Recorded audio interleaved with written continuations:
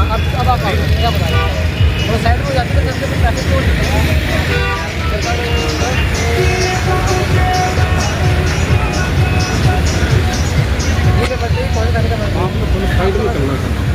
हम यही खड़े खड़े कर लेंगे सर, आप सारे जहाँ मर्जी करते रहना।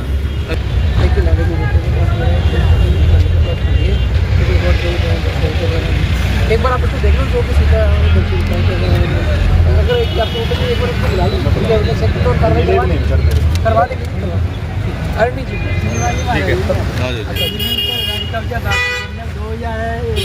जहाँ पड़ी है बोडा हमारी कंप्लेंट कोई कंप्लेंट जहाँ आप देखो फाइल आप ऐसा करो आप रसिया दौरा किया गया क्या ठीक बात है। और मेरा प्रयास रहता है कि भाई सेकंड हाफ में फील्ड में जाया जाए और पुलिस कर्मचारियों से मिला जाए जो पोस्टेड है और आमजन से मिला जाए, समस्या को सुना जाए और इससे न सिर्फ इलाके को बेहतर जाने में मदद मिलती है बल्कि एक सेंस ऑफ सिक्योरिटी, सुरक्षा का भाव जो है वो आमजन में पैदा होता है। और उसी क्रम में मैं पहले भी कई बार आता रहा हूँ, उससे पहले भी कई बार मुलाकात हुई है और आगे भी प्रयास रहेगा कि लगातार।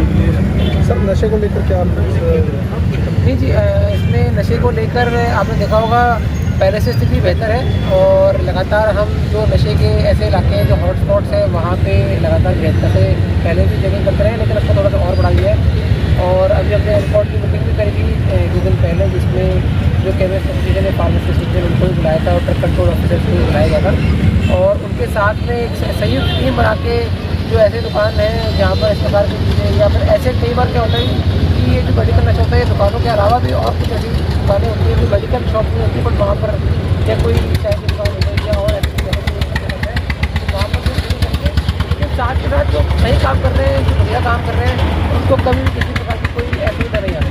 सर मेडिकल नशे वाला एक बार तो जो पकड़ लिया जाता है कार्रवाई हो जाती है लेकिन कुछ दिन बाद वो फिर खोल लेते हैं सर, ऐसा? इसमें देखिए बात क्या है कि जो मेडिकल नशा जब पकड़ा जाता है तो ये जो कार्रवाई होती है ड्रग एंड कॉस्मेटिक एक्ट के अंदर होती है। तो ड्रग एंड कॉस्मेटिक एक्ट में ड्रग कंट्रोल ऑफिसर को अथॉरिटी होती है चेकिंग वगैरह करने की। वो संज्ञेय अपराध नहीं होता है उसके अंदर। संज्ञेय अपराध मतलब जैसे मान लीजिए NDPS एक्ट या इस प्रकार का कोई लड़ाई झगड़ा या कोई इस प्रकार की जो बात होती है वो संज्ञेय अपराध होता है, उसमें FIR दर्ज हो जाती है। लेकिन कभी सीजर होता है तो वो ड्रग एंड कॉस्मेटिक एक्ट के अंदर होता है और वो संज्ञेय अपराध नहीं होने के कारण ये इस प्रकार की कुछ समस्याएं पहले हुई थी। लेकिन रिसेंट पास्ट में मैंने ये डेटा भी चेक किया है कि पिछले 1 साल में ऐसी कितनी शॉप्स हैं जो पहले कभी सील हुई हैं और वापस रीओपन हो गई हैं। तो ऐसा नहीं हुआ है। लेकिन एक जो नया ट्रेंड अभी देखने को मिलता है कि भाई जो मेडिकल नशा वगैरह या फार्मास्यूटिकल ओपियोइड्स हैं ये मेडिकल शॉप्स, फार्मेसी शॉप्स में ना बिक के कोई छोटे छोटे मतलब कोई और दुकान पे, किराने की दुकान पे या कोई मोटरसाइकिल पे इस प्रकार की चीज़ें भी मतलब देखने को मिलती है। तो हमने थोड़ा सा ये चेंज किया है कि खाली मेडिकल शॉप को ना चेक किया जाए, कहीं मान लीजिए किसी और दुकान पे कोई घर से बेच रहा है या कहीं ऐसे बेच रहा है उन पर भी पूरी नजर रखी है। सर मेडिकल वाले ना उतना ही नशा रखते हैं जो नशे में प्रयोग होते हैं सिग्नेचर कैप्सूल जिस पे कार्रवाई नहीं हो सकती उतना ही रखते हैं। इसमें कोई देखिए इसमें मैं बताना चाहूँगा कि अगर किसी के पास में प्रॉपर डॉक्यूमेंट्स नहीं है तो चाहे वो 1 टैबलेट हो, चाहे 1000 हो, चाहे कितनी भी हो, वो तो इक्वली लॉ एप्लीकेबल होता है। और अगर आपसे भी निवेदन है, वैसे तो जो अपना मीडिया है वो बहुत जागरूक है, लगातार बताते भी रहते हैं, लेकिन आपको जब भी लगता है कि भाई यहाँ पर चेक करने की आवश्यकता है या यहाँ पर कोई समस्या है तो आप लगातार आगे भी बताएं और कार्रवाई करेंगे। ट्रैक डाउन जो शुरू किया गया जिले में कितनी सफलता है? नहीं, ऑपरेशन ट्रैकडाउन के अंतर्गत फतेहाबाद पुलिस ने बढ़ चढ़कर सफलता प्राप्त की है। 5 नवंबर से ये अभियान शुरू हुआ था और मैं आपको बताना चाहूँगा कि 20 नवंबर को समाप्त नहीं हुआ है, अभी भी जारी है। तो अगर असले या आर्म्स की रिकवरी की बात करें तो 20 असले अभी तक इसमें बरामद किए जा चुके हैं।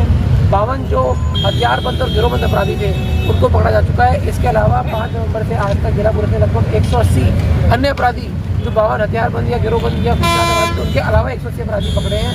38 के आसपास स्टेशन खोली है और सभी कामों ने बहुत बड़ी सफलता हासिल करी है और आगे भी बढ़िया काम करेंगे। सर अपने शहर में ट्रैफिक व्यवस्था का काफ़ी बुरा हाल है, मेन बाजार कहीं या शहर के अंदर? देखिए ट्रैफिक में मैं आपको थोड़ा सा बताना चाहूँगा कि मतलब कई बार लोगों को थोड़ा मैसेज देने के लिए हम जो चलानिंग वगैरह की प्रक्रिया होती है, जैसे मान लीजिए किसी ने गाड़ी रास्ते में रोक के खड़ी कर दी, तो वो करते हैं ताकि मतलब आम जन में रोष भी नहीं हो, क्योंकि कई बार क्या होता है कि जब ज़्यादा सख्ती हो जाती है तो लोगों को असुविधा उस प्रकार से भी हो जाती है। तो एक मिली जुली सी भावना रहती है कि भाई अगर कुछ लोगों के खिलाफ कुछ कार्रवाई जो गलत कर रहे हैं एकदम, तो बाकी लोगों को मैसेज चला जाए। और आपके माध्यम से मेरा निवेदन ये भी है कि भाई लोग अगर थोड़ा सा और अच्छी तरह से कोऑपरेट करेंगे, हालांकि मैं मानता हूँ पहले से काफ़ी बेहतर है कि जैसे मान लीजिए जितना समय हो सके अपनी गाड़ियाँ साइड में लगाएं, बीच रास्ते में गाड़ी ना रोकें और मोबाइल का इस्तेमाल नहीं करें गाड़ी चलाते हुए, या शराब पी गाड़ी ना चलाएं। पहले से काफ़ी अच्छी है हमारी जो ट्रैफिक टीम है, बढ़िया काम करती है। लेकिन कई बार क्या होता है कि कोई फेस्टिव सीजन होता है या और कोई बात होती है तो होता है, क्योंकि रोड उतनी चौड़ी है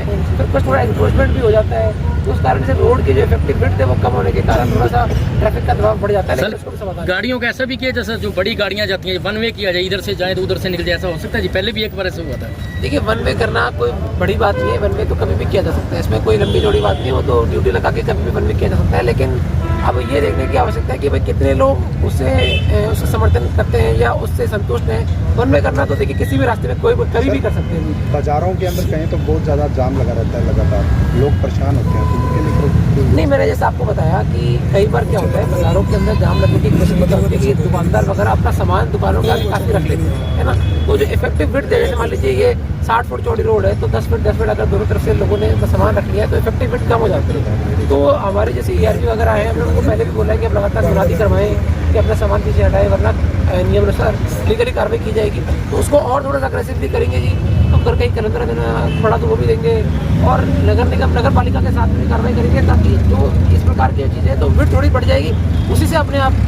सर, पिछले दिनों आपने नशा तस्करों की प्रॉपर्टी अटैच की थी, हाँ जी, क्या आपको लगता है भी उसमें असर पड़ रहा है और खौफ? बिल्कुल पड़ रहा है जी। मैं आपको बताना चाहूँगा कि खाली अगर ट्रैकडाउन की बात करें तो लगभग 4.5 करोड़ रुपए की जो प्रॉपर्टी है हमने अटैच करवा दी है। अटैच का मतलब क्या होगा कि भाई उसको आगे बेचा नहीं जा सकता है और उसके कोई ट्रांजैक्शन नहीं हो सकता है। तो इससे डेफिनेटली ऐसे लोग जो इस प्रकार की चीज़ों में संलिप्त होने का मन बना रहे हैं या ऐसे कुछ असामाजिक तत्व हैं, तो उनको दिमाग में ये बात बैठ जाएगी कि भाई अगर ये सब करके कुछ पैसे आ भी गए और उसमें कोई इन्वेस्ट कर दिया या कोई ऐसा कुछ सामान खरीद लिया, कोई प्रॉपर्टी खरीदी, तो इवेंचुअली वो अटैच हो जाती है, तो उनका जो भी अपराध के द्वारा धनोपार्जन किया जाता है वो समाप्त हो जाता है। तो मैं बिल्कुल मानता हूँ कि ये एक लॉन्ग टर्म और सक्सेसफुल स्ट्रेटेजी है। ठीक है।